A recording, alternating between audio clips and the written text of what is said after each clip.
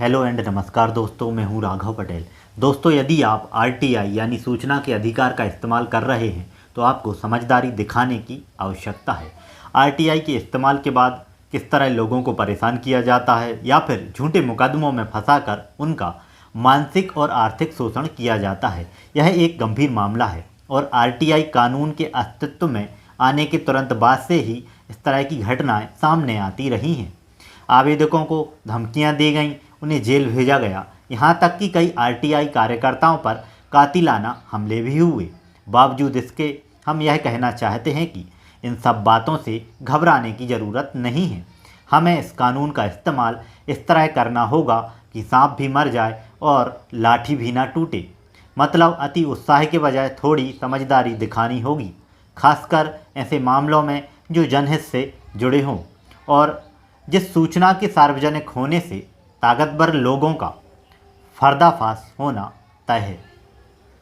क्योंकि सफ़ेदपोश ताकतवर लोग खुद को सुरक्षित बनाए रखने के लिए कुछ भी कर सकते हैं। वे साम दाम दंड भेद कोई भी नीति अपना सकते हैं। यहाँ पर एक आरटीआई आवेदक को ज़्यादा सतर्कता और समझदारी दिखाने की आवश्यकता है।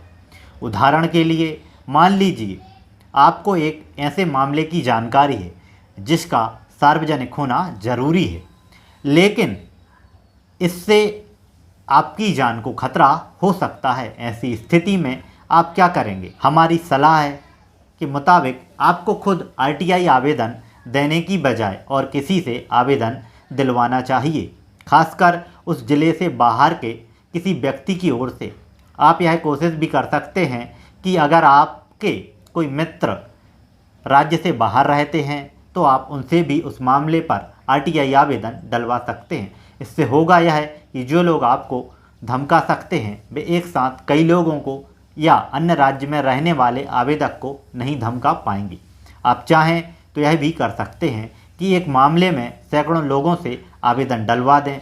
इससे दबाव काफ़ी बढ़ जाएगा। यदि आपका स्वयं का कोई मामला हो तो भी कोशिश करें कि एक से ज़्यादा लोग आपके मामले में आरटीआई आवेदन डालें।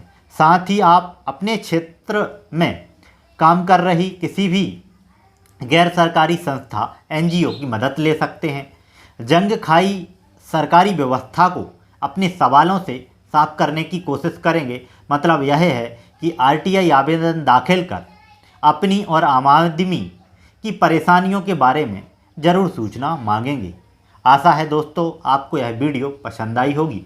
वीडियो से रिलेटेड आपका कोई क्वेश्चन है तो आप हमें कमेंट करके बता सकते हैं।